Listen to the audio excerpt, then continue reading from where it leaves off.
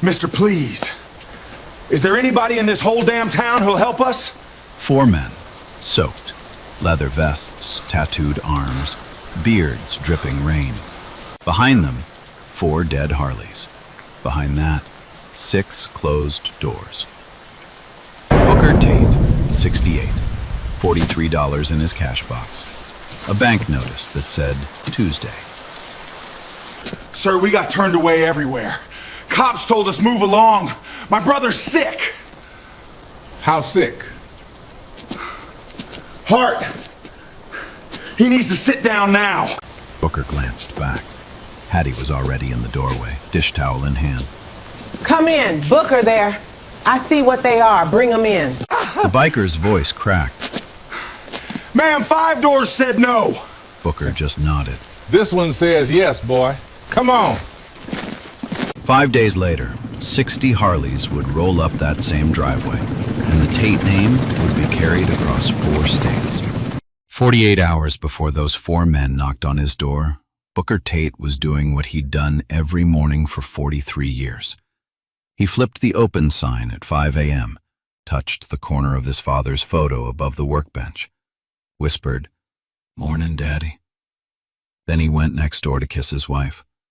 Hattie was already at the griddle, apron tied, coffee on, the smell of biscuits and bacon drifting out into the gray Ohio morning. "Morning, sugar." "Morning, baby. Sleep all right?" Roof leaked again. "I know. Heard the bucket." She handed him a mug without looking up. They'd done this for 43 years. They didn't need to look anymore. The Tate property sat on Route 9, 4 miles outside Glenboro. 2 old buildings and a tired little house behind them. Tate's garage on one side, built by Booker's father Ezekiel in 1954. Hattie's pantry on the other, added in '82 when Hattie quit the diner in town to be near her husband. A narrow breezeway connected them. They ate lunch there together every single day at noon. 2 mugs, 2 plates, 43 years. It was a life. A small, quiet, honest life. And it was about to end. The bank notice had been on Booker's desk for 2 months. He kept turning it face down.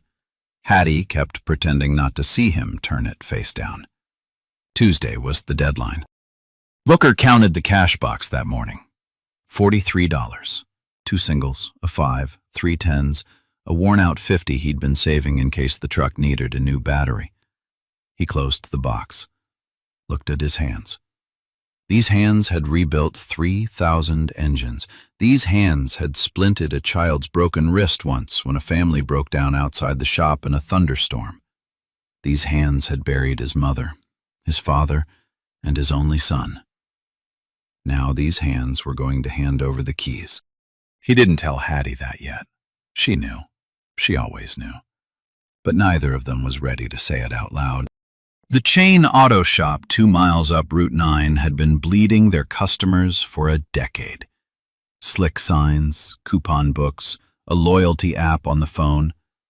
The young folks didn't know what a master mechanic was anymore. They knew what a 15% off sticker was. Booker had 3 regulars left. Mrs. Hollister, whose husband had passed in spring. The Peterson kids, who brought their daddy's old truck in on Sundays. And Russ, from the gas station up the road, who came in once a month for an oil change and stayed for biscuits. That was it. That was the whole business. Hattie's pantry did a little better. Truckers stopped for her sweet tea, which was famous all the way to Cleveland. But not enough better. She kept a tin on the counter that read, "Coffee, pay what you can." Most days, she lost money on that tin. Some days, she didn't. Some days, a trucker would drop a 20 in and walk out before she could give change. That was Hattie. She gave the coffee before she counted the coins. 2 truckers came in at 5:15 for biscuits. Friendly fellas, knew Booker's name, paid, left. After the door swung shut, Booker said quietly, "You notice how that one always waits for the other to pay?" Hattie didn't look up. My daddy used to say, "You learn who folks are by how they pay you." or how they don't. He said a lot of things, your daddy. He did. Booker drank his coffee. Hattie wiped the counter. Neither of them said the other thing. The thing Ezekiel used to say back in 1962 about being a black mechanic in a town that wouldn't let him buy a sandwich at the diner across the street. They didn't need to say it. Some things sit in the quiet between two people who've been married 43 years. The hardest part of the morning came at 7. Their granddaughter, Naomi, came by before school. 17 years old, top of her class, built a working hydraulic engine for the science fair when she was 13. A week ago, the letter had come. Purdue University, College of Engineering. Admitted. She'd run down Route 9 holding that letter like it was a baby bird. Booker had cried right there in the garage, grease still on his hands. The tuition was $41,000 a year. They had $43 in the cash box and a bank notice that said Tuesday. Naomi didn't know about the notice. Hattie had made it clear. She won't hear it from me, baby. Not till after she signs whatever she needs to sign. She's gonna fight for it. Let her fight for it. So that morning, Naomi sat at the counter eating a biscuit, talking about thermodynamics, and Booker sat across from her smiling, hand on his coffee mug, the lie of the morning weighing 40 pounds in his chest. Hattie watched him from the griddle. Their eyes met once. She just shook her head slow. Don't, baby. Not yet. He nodded, bit his biscuit, kept smiling. That was a Thursday. By Saturday afternoon, the rain would start. By Saturday evening, 4 soaked strangers would be standing in his driveway. And by Sunday morning, the whole shape of their lives would begin to bend. The rain started Saturday at noon. Not Ohio rain, the kind that comes hard for 20 minutes and quits. This was the other kind, the kind that doesn't stop. The kind that fills the ditches by 2 o'clock and turns the low spots on Route 9 into rivers by 3. By 4, the tornado watch was running on the radio every 15 minutes. By 5, Hattie had pulled in her open sign and was wiping down the counter for the day. The pantry hadn't seen a customer since lunch. Booker stood in the bay door watching the rain come sideways across the lot. He had a transmission half apart on the bench for a job that would pay him $80. The customer wasn't coming today. The customer probably wasn't coming Monday either. He was about to flip his own sign and walk over to the pantry for an early supper when he heard the sound. Not engines, not the high, clean whine of a passenger car. Something heavier, lower, wet. 4 motorcycles. Pushed, not ridden. He couldn't see them yet. They were still half a mile down the road, just shapes in the gray sheet of rain.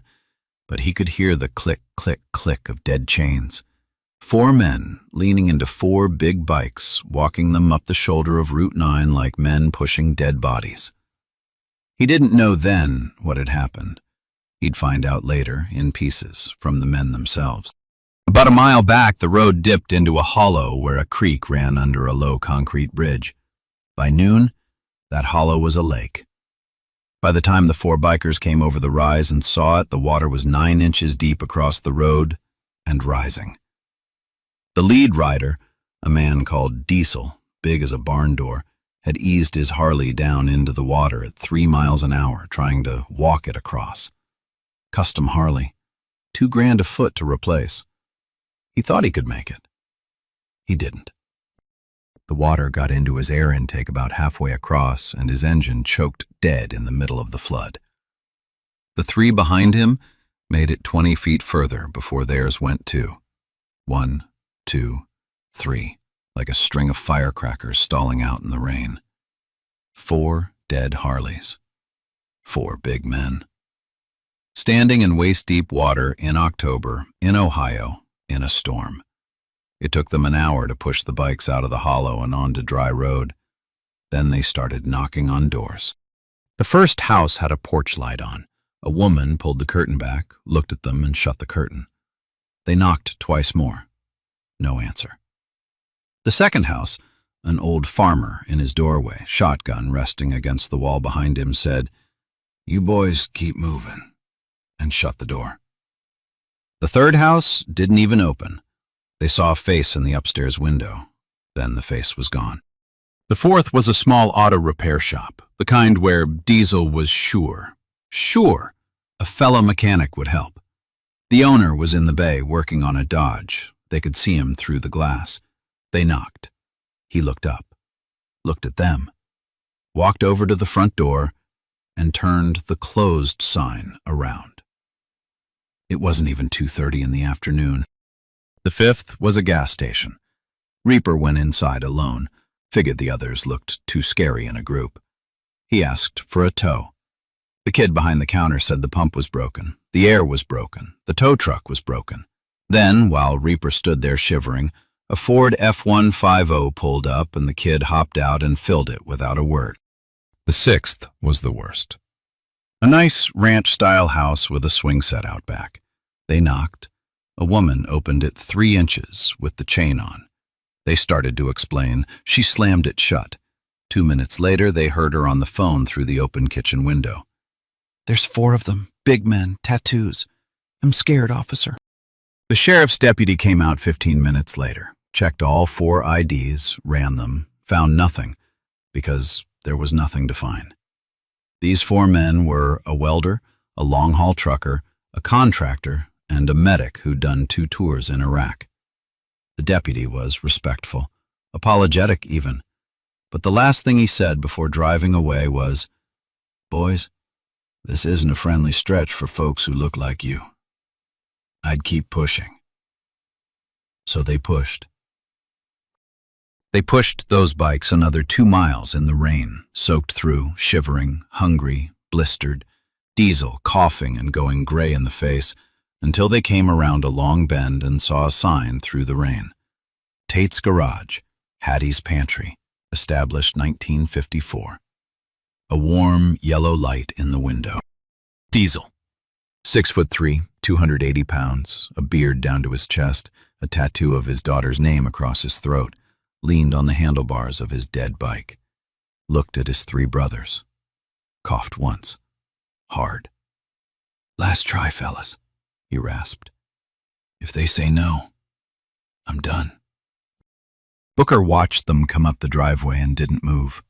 4 big men, soaked, leather vests black with rain, walking dead bikes 1 slow step at a time. The lead one was leaning on his handlebars like he couldn't stand up on his own anymore.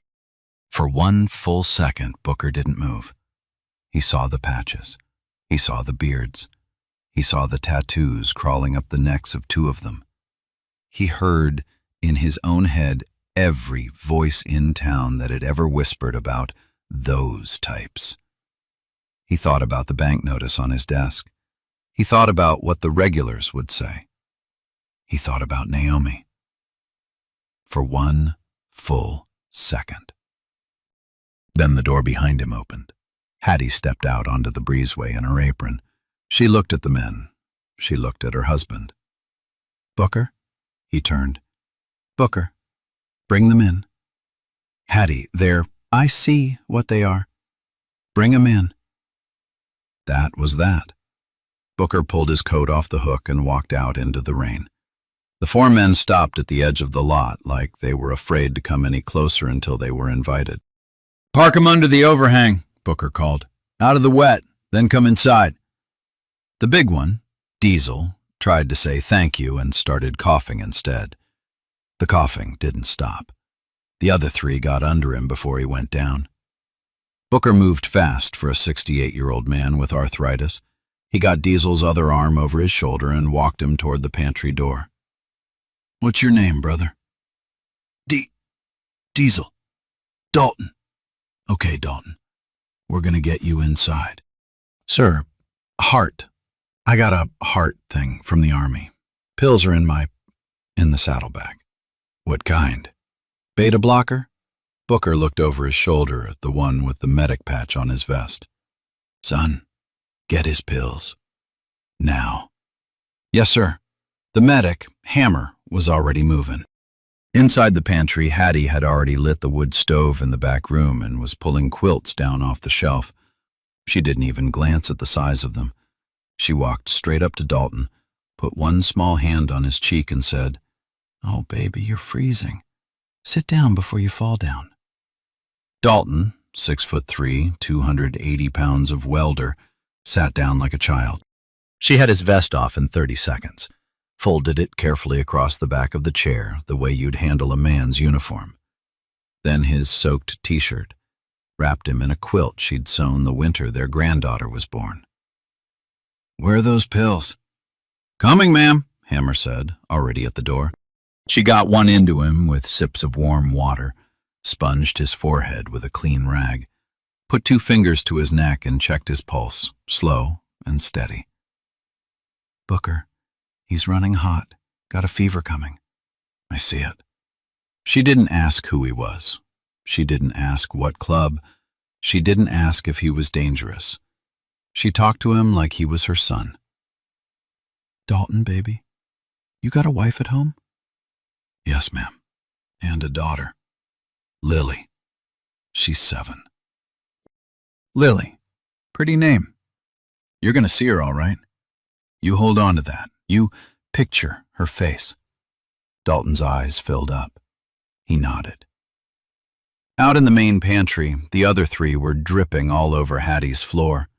6'4" Tank with the neck tattoo, Reaper, 52, with a face like a granite quarry, Hammer, the medic, who'd already gotten the pills in. Hattie took one look at the 3 of them. You, sit, now." Tank sat. 6'4", sat down at her counter like a scolded 8-year-old. "You're soaked. You're scared for your friend. You can't help him better than I can, so you're gonna eat, and then you're gonna sit there and let me work. You understand me?" "Yes, ma'am," Tank said quietly. She slammed 3 plates down, fried chicken left from lunch, biscuits, gravy, sweet tea poured from a sweating glass pitcher. Tank bit into a biscuit. His hand was shaking. He bit it again. His jaw started to wobble. He put the biscuit down, wiped his enormous face with the back of an enormous hand.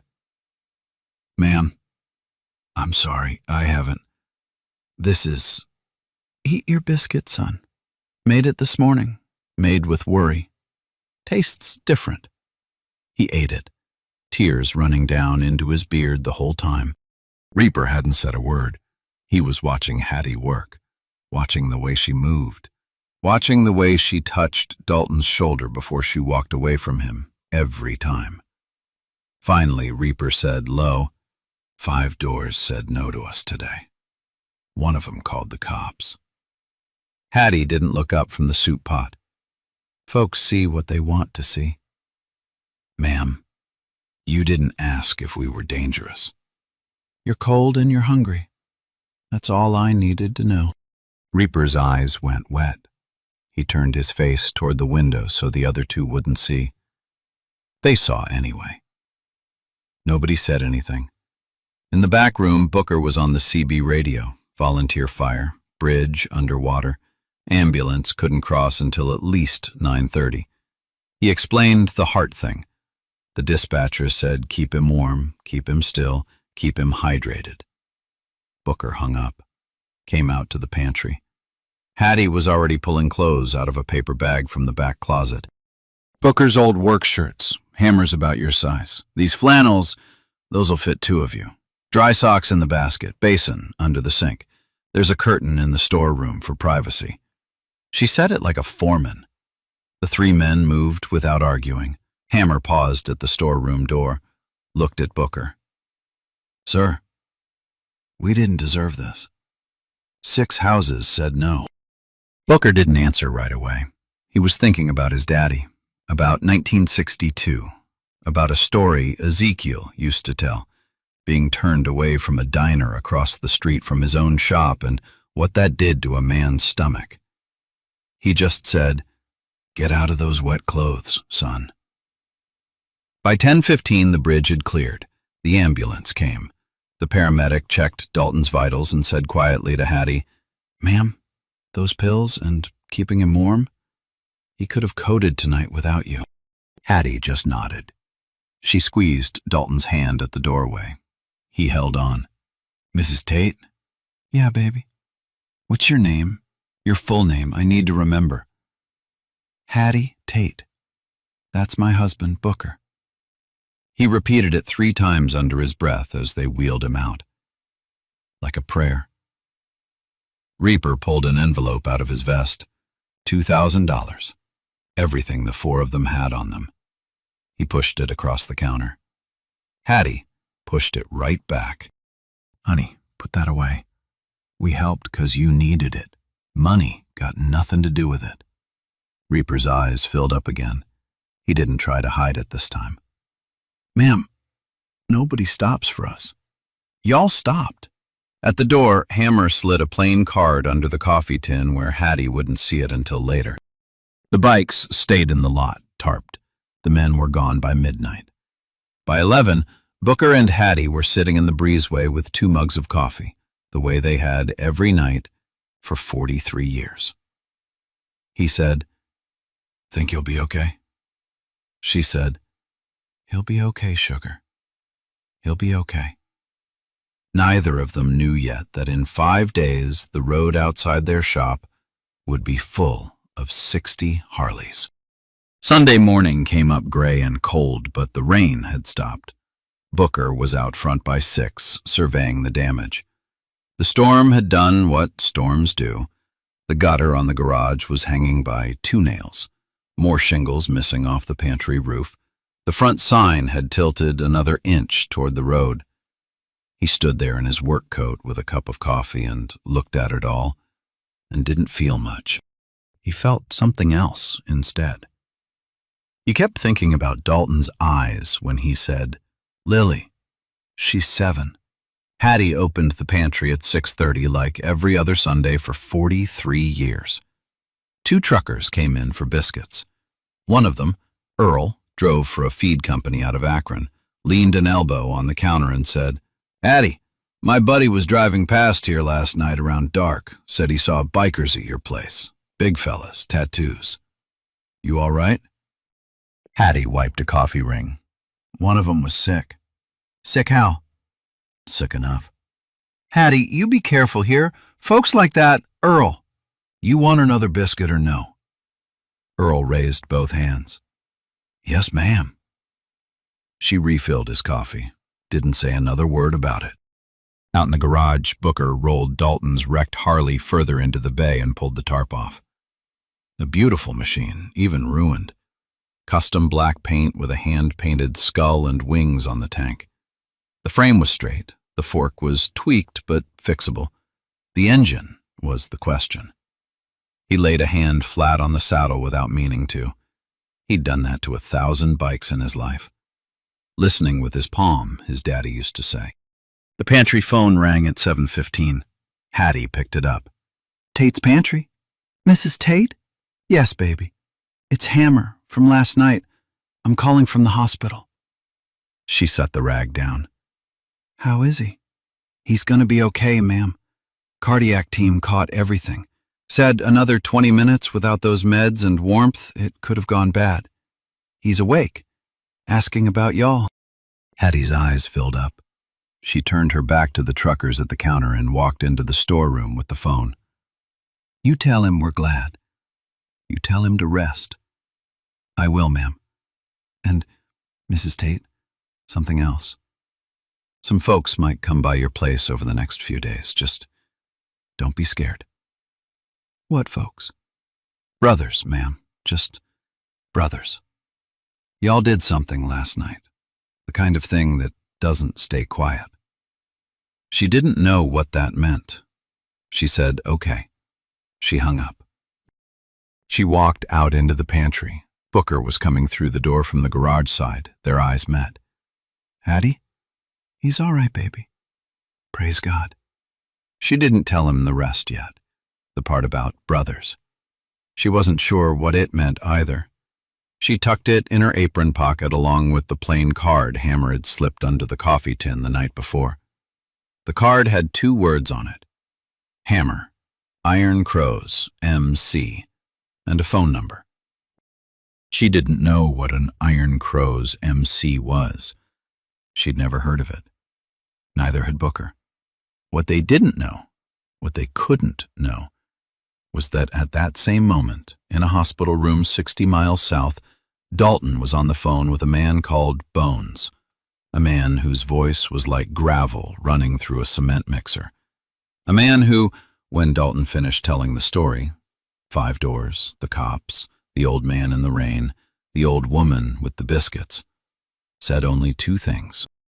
The first was, "God damn it, Dalton." The second was, "Don't move. Don't argue with the doctors. Let me make some calls." Then he hung up. By Sunday evening, 60 phones across 4 states would ring. By Monday morning, 60 men would start packing tools. But Booker and Hattie didn't know any of that yet. They thought it was over. Monday morning, Hattie opened up at 5 a.m. like she always did. There was a box on her porch. Plain brown cardboard, no tape, no label. She bent down and lifted the flap. Inside, a roll of high-grade electrical tape, 2 Napa oil filters in original packaging, a fresh tube of brake cleaner, a bag of clean shop rags. About $50 worth of supplies. No note, no card. She carried it inside and put it on the counter, stood there a minute looking at it. Then she went and got Booker. "Somebody left this on the porch." "Who'd leave this?" "I don't know, baby. Customer, maybe? Somebody dropping off they couldn't pay for last time? Maybe." He went back to the garage, but she didn't put the box away. She left it sitting on the counter where she could see it. She looked at it 3 more times before lunch. Monday evening, 2 men she'd never seen pulled into the lot in a pickup. They came inside, polite, no eye contact problems, ordered 3 sandwiches and 2 coffees, asked her how long the pantry had been there. One of them said, "Mind if I get a picture of the sign? My wife collects pictures of old roadside signs." Hattie said, "Sure." He took 2 photos. They left a $50 tip on a $12 order. She showed Booker the bills later. He said, "Some folks are just generous." She said, "Mm-hmm." But she put the 50 in a separate envelope. Tuesday morning, the morning the bank notice came due, Booker drove up to Russ's gas station for milk. He stopped in front of the corkboard by the door, the one he'd walked past 100 times. The faded flyer was still there. Iron Crows MC, annual toy run, skull with crow's wings. The same logo from Dalton's gas tank. This time he read the small print. Annual toy run for St. Jude's Children's Hospital. The Iron Crows MC has donated over $200,000 since 1996. He stood there a long time. Russ came over with the milk. "That flyer's been there forever. Probably some kind of scam." Booker didn't answer. Walked out. Tuesday afternoon, a reporter called. "Sir, I'd like to talk about—" He hung up, pulled the curtain. Tuesday night, 11:46 p.m.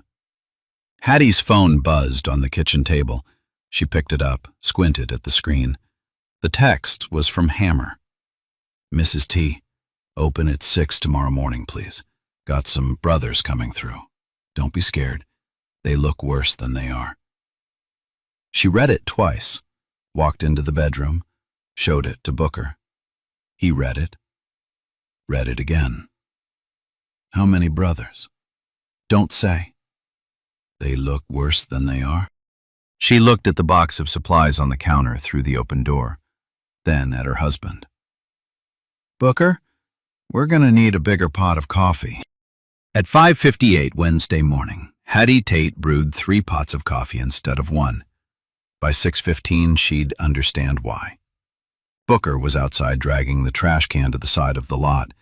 He kept glancing toward the highway every 2 minutes. He didn't say it, but he was nervous. He'd brought the bank notice in from the desk and folded it into his back pocket like a man going to court. The mist hung low across Route 9. The sky was the color of an old nickel. The lot was empty. Then he heard it. A low rumble, far off, coming from the south. Then more of it. Then more on top of that. Then the sound stopped being engines and started being something else. A wall. A weather system coming up the road. Booker set down the trash can. Hattie stepped out of the pantry doorway, dish towel still in her hands, and walked to the edge of the breezeway. The mist broke. 60 Harleys. 60. Coming up Route 9 in tight formation, 2 and 2, like a parade nobody had told the town about. Behind the bikes, 3 pickup trucks loaded with toolboxes, a flatbed stacked with lumber, shingles, drywall, paint cans. 2 contractor vans, one marked Brooks Construction, the other Anderson Roofing. A food truck, a man with a camera in a leather vest. They pulled into the lot in formation, engines idled. Then, on a hand signal nobody saw given, every engine cut at once. Silence dropped on the property like a blanket. Booker did not move. 60 bearded men in leather vests stood in his driveway. 60 pairs of boots on his gravel. 60 patches with crows and skulls and chapter rockers and mom tattoos and forearms thick as fence posts. Every single thing Glenboro had ever whispered about those people was standing in his lot at 6 a.m. The lead rider swung off his Harley. Bald, silver beard down to his sternum, dark sunglasses on even though the sun wasn't up yet. The P rocker on the back of his cut, a tattoo of a crow climbing up the side of his neck. He walked across the gravel one heavy step at a time and stopped in front of Booker. He stuck out a hand the size of a Bible. Mom tattooed across the knuckles. "You Booker Tate?" "Yes, sir." "Bones Harrison Sutton, Vice President, Iron Crows, MC, Columbus Chapter. You the sumbitch pulled Diesel out of that storm Saturday?" "Yes, sir." "Then shake my hand, brother, before I get emotional and embarrass the hell out of myself in front of 60 grown men." Booker shook it. Bones's grip was iron. He held it 3 seconds longer than a handshake, pulled back, coughed hard. Damn allergies. He turned to the lot. His voice came out like a parade ground sergeant. "All right. Y'all know why we're here. Tools out, mouths shut, work fast. We got till sundown, and nobody scares Mrs. Tate's customers. Park your bikes around back. Take off your bandanas if she asks. We're guests here. Act like it." The whole convoy started moving like one organism. Tarps coming off, ladders going up. Tank, 6'4", gently helping Dalton out of the passenger seat of the lead pickup. Dalton's leg in a walking cast, grinning like a kid on his birthday. Hattie walked down off the breezeway slow, one hand to her mouth. Dalton hobbled toward her on the crutch.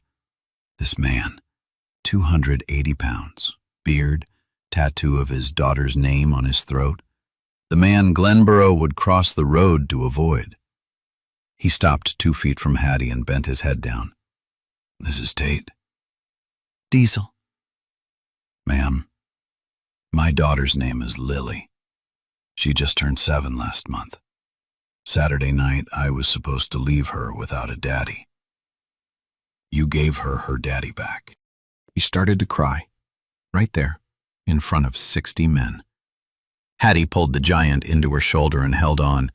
He sobbed once into her apron, hard, raw, the kind of cry that comes out of a man who has not let himself cry in a long, long time. The 60 men in the lot suddenly found their tools very interesting. Bones stood next to Booker watching, took the sunglasses off. His eyes were red. "That's the toughest sumbitch I've ever known, Mr. Tate. 2 tours overseas. Killed men. Hasn't cried since his mama died in 2003. Y'all broke him in the best way a man can be broken." Booker couldn't speak. He just stared at his wife and the giant in her arms. Bones cleared his throat. "Look, I ain't gonna make a speech. Hate speeches. But my brother called me Sunday morning from a hospital bed. Said 5 doors said no to him that day. Said the cops came, said two old folks on Route 9 took one look at four bikers in the rain and didn't even hesitate. Said y'all got nothing, and the wife shoved $2,000 back across the counter. He paused, spoke quieter. Mr. Tate, folks look at us. They see the patches and the beards and they assume we deal drugs. They assume we beat our wives. They assume we're trash. 5 doors proved 'em right Saturday by leaving my brother to die. Y'all didn't assume. Y'all just opened the goddamn door. Behind him, men were already on ladders, roofing nails coming out of bags. Dalton, leaning on his crutch beside Hattie, found his voice. Mr. Tate, Reaper over there owns Brooks Construction. He's donating the labor and the materials, top to bottom, garage and pantry. Tank's daddy owns Anderson Roofing. He's doing your roof, and he's doing your house roof in the back. Hattie covered her face. She had not told a single soul that the bedroom roof leaked. Booker found his voice, hoarse. Sir, we just helped a man. Bones turned on him hard. You helped a man everybody else walked away from. Don't you ever say just to me again, Mr. Tate. You hear? Yes, sir. Bones. Bones. The big man clapped a hand on Booker's shoulder, then softer. Mrs. Tate, where's the damn coffee? Inside, Bones. He walked toward the pantry.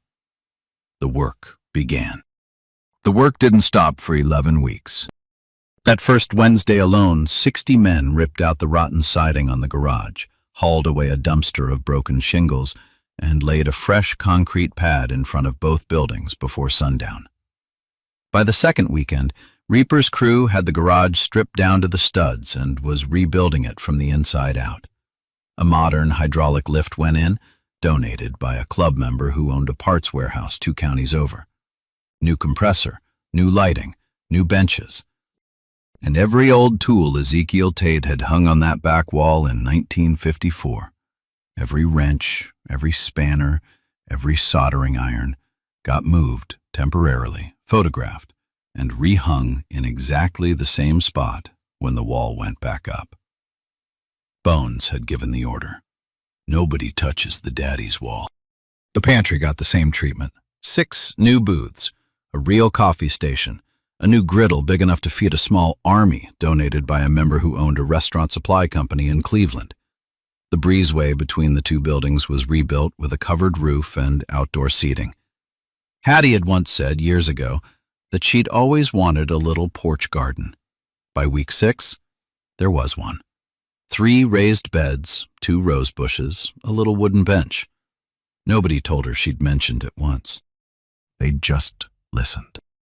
Out back, Tank's daddy's roofing crew did the house in 2 days. 3 plumbers from the club fixed every pipe. A window and glass member from Akron replaced the bedroom window Hattie had patched with cardboard 6 winters ago. The buckets came up out of the bedroom floor and went out to the curb. Hattie cried when she saw them sitting there next to the trash bin. 40 club members were working mechanics in their day jobs. Body shop owners, diesel guys, custom builders. They showed up on the second weekend in shifts and worked alongside Booker on every car on his backlog list. Mrs. Hollister's transmission, the Peterson kid's truck, an old farmer's combine clutch that had been sitting in the lot for 3 months. Booker stood in the middle of all of it, teaching the younger members his daddy's old tricks. He had this way of feeling for a bad bearing through a screwdriver against your ear, like a doctor with a stethoscope. Watch. On day 6, Booker took a break and sat on a milk crate behind the garage with a cup of coffee. An older man came around the corner with 2 cups. Mid-70s, leathery face. A vest covered in patches that went back to Vietnam. He sat on the other crate without asking. Handed Booker one of the cups. They drank for a minute. Didn't talk. Then the old man said quiet, "My daddy ran a body shop in Mansfield. 68. A black mechanic walked in looking for work. Best hands my old man ever saw, he told me 30 years later. told the man he didn't have nothing for him. He took a long sip, set the cup down. My daddy died in '96. The one thing he said sorry for. Just that one, out loud, to nobody, in a hospital bed, 2 days before he went. The old man stood up slow. Folks look at this vest, Mr. Tate, and they see a scary white biker. Folks look at you, they see what their granddaddy taught them to see. 60 of us riding down here this week. Some of us, this is a couple generations late, from both sides. Name's Earl. They call me Preacher. He walked back toward the work. Booker sat there a long time. He didn't tell Hattie that night. He told her 2 weeks later, in bed, in the dark, after a long quiet. She just took his hand and didn't say anything. End of week 3, the renovation was in full swing. Bones came up the breezeway and dropped a manila folder on the table where Booker was eating lunch. One more thing. Brothers voted. Booker opened it. A scholarship letter. The Iron Crows MC Trade and Engineering Fund. Recipient, Naomi Tate, Purdue University, College of Engineering. 4 years, tuition, books, housing, stipend. Funded by member contributions. Total, $98,000. Booker stared at the paper. He put his sandwich down. His eyes filled up. Tears just running down his face into his coffee. Bones? Don't go soft on me, Tate. Bones, we can't sign the damn paper. On one condition. Bones rolled his eyes. What? Make it permanent, every year. One scholarship for a kid from a county like this one. Black, white, brown, don't matter. Trade school, engineering, culinary, like my Hattie. One rule. They gotta do one free job every year for somebody who can't pay. Forever. Bones stared at him for a long moment, pulled the pen out of his vest pocket, plicked it, set it down on the table. You're a pain in the ass, you know that? Yes, sir. Done. I'll bully the board into it Monday. Sign. Booker signed. Bones clapped him on the back hard enough to make him cough. Reopening day was a Sunday. 11 weeks after the storm, the whole town came. Banners across the breezeway, a red ribbon, the mayor giving a speech, 80 Iron Crows in full formation, bikes lined up like a military parade. Naomi cut the ribbon. Hattie cried. Booker shook hands until he couldn't feel his arm. At the end of it, Dalton hobbled up to Hattie holding a small framed photograph. He handed it to her without a word. It was a child's drawing, crayon, a man with a beard, a woman with an apron, a house with a heart on the roof. Across the bottom, in a 7-year-old's careful printing, "Thank you for saving my daddy. Love, Lily." Hattie hung it behind the diner counter that same afternoon. It is still there. The story didn't stay local. By the Tuesday after reopening, a regional paper out of Columbus ran a front-page photo of Hattie hugging Dalton in the breezeway. The headline was, "6 doors said no, the 7th said yes." By Friday, it was on the wire. By the following Monday, a video clip of Bones's speech in the lot, taken by the photographer in the leather vest who'd ridden up with the convoy, was up to 8 million views online. The Iron Crows MC social media account, which Booker had never heard of, had 180,000 followers. By the end of the month, it had 400,000. People left comments in every language. A woman in Glasgow wrote, "I am crying on a bus." Saturdays on Route 9 stopped looking like Saturdays on Route 9. By the 3rd weekend after reopening, the lot was full from sunup. Bikers from 4 states stopped in to shake Booker's hand. Couples drove down from Cleveland just to eat in Hattie's diner. Truckers rerouted their hauls through Glenboro to pick up a mason jar of her sweet tea for the road. By 6 months in, Booker had a 4-week wait list for any major repair. He hired his first apprentice in 20 years. A young man named Devin Wilson 22, black, drove down from 2 counties over after seeing the news, knocked on the bay door and said, "Mr. Tate, I'd like to learn from you." Booker hired him before lunch. Hattie hired 2 single mothers from the trailer park down the road, paid them above minimum, sent them home every night with whatever was left in the warming tray. One of them, a woman named Cheyenne, had been about to put her kids in her sister's spare room because rent was due. She didn't have to. The town shifted, slowly, but it shifted. The same regulars who'd whispered about those types 2 months ago now stopped in on Saturdays to gawk at the Harleys lined up in the new lot. The mayor of Glenboro showed up at a town council meeting and called the whole thing the Iron Crow's tourism boom. The hardware store reopened. The diner across the highway hired 3 new staff. Russ at the gas station took down the probably some kind of scam face he used to make when the toy run flyer came up, and quietly put a donation jar on his counter. Up at Purdue, Naomi started her freshman year in the College of Engineering. She hung her great-grandfather Ezekiel's old work apron on the wall of her dorm room. Next to it, she pinned an Iron Crow's patch Dalton had mailed her in a manila envelope with a handwritten note. Honorary member. Lifetime. Diesel. She FaceTimed home every Sunday after church. Hattie always held the phone. Booker always waved from behind a transmission. A year after the storm, the first official Iron Crow's MC Trade and Engineering Scholarship was awarded to a 19-year-old single mother named Tasha Brooks, studying diesel mechanics at the community college. 2 months later, a second scholarship went to an 18-year-old named Marisol Garcia, who wanted to be a chef. Booker handed them their certificates at the diner.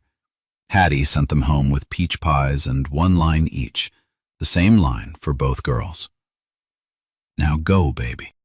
And don't forget the rule. A bronze plaque went up by the front door of the new building.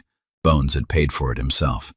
It read, "This place stayed open because 2 people answered the door when no one else would." The Iron Crows. MC, with gratitude, forever.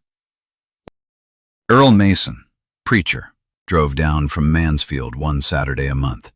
He'd buy an oil change he didn't need and a slice of pie he did. He and Booker never said much to each other across the lot, just nodded. Hattie watched it from her counter and knew exactly what was being said in those nods. Dalton brought his daughter Lily down on weekends. She'd sit on a milk crate in the bay watching Booker work, asking him 1,000 questions, calling him Granddaddy Tate. One Sunday she fell asleep with her cheek on a tire, and Booker carried her into the pantry so Hattie could put her down on the backroom cot. Hattie stood looking at her for a long minute before she covered her with the same quilt she'd wrapped Dalton in on the worst night of his life. She didn't say anything. She just smiled. 1 year after the storm, on a foggy October morning, a stranger pulled into Tate's garage. It was 5:20 in the morning. The sun wasn't up yet. Booker, 69 now, was already in the bay with a pot of coffee on the workbench. Hattie's biscuits were going in the new oven next door.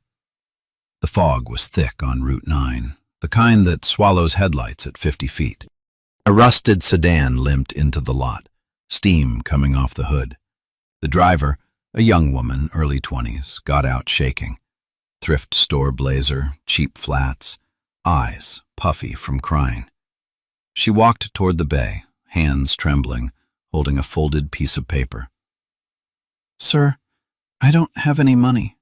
I have a job interview in Columbus in 2 hours. It's a real one. The first real one. Please, is there any way?" Booker held up a hand, gentle, the same hand he'd held up to a man called Diesel in the rain 1 year before. "Pop the hood, sweetheart." Hattie appeared in the breezeway doorway with her dish towel, took one look at the girl. "Honey, when's the last time you ate?" The girl couldn't answer. Hattie nodded once. "Come sit at the counter. Biscuits coming up, coffee's on. We'll feed you while he works." 40 minutes later the car was running. Tightened hose, a belt off Booker's scrap pile, topped off everything that was empty. The girl had eaten 2 biscuits with sausage gravy and drunk a cup of coffee. Hattie had packed her a brown paper bag. 2 more biscuits, an apple, a hard-boiled egg. You eat the egg before the interview, baby. Protein helps your nerves. The girl tried to leave her phone on the counter as collateral. Booker pressed something into her palm instead. A business card. The new Tate's Garage logo on one side. On the other side, in his own handwriting, "You don't owe us. Pass it on someday." She drove off into the fog. They watched the taillights disappear. Naomi was home for fall break. She was in the bay rebuilding a transmission. She looked up from the parts spread out on the floor. "Granddaddy, Grandma, you didn't charge her anything?" Hattie wiped her hands on her apron. "Baby, a year ago, 60 men everybody else was scared of came down this road to save us. You think we charged that girl for a belt and a biscuit?" Booker chuckled. Naomi smiled, went back to her transmission. Somewhere out on Route 9, faint through the fog, came the sound of Harleys. Saturday riders, on their way down. The fog burned off by 9 that morning. Booker and Hattie sat in the breezeway with 2 mugs of coffee, the way they had every morning for 44 years now. The bronze plaque caught the early sun behind them. Somewhere down Route 9, a single Harley rode by and the rider tapped his horn twice in greeting. Hattie clinked her mug against her husband's. "Morning, sugar." "Morning, baby."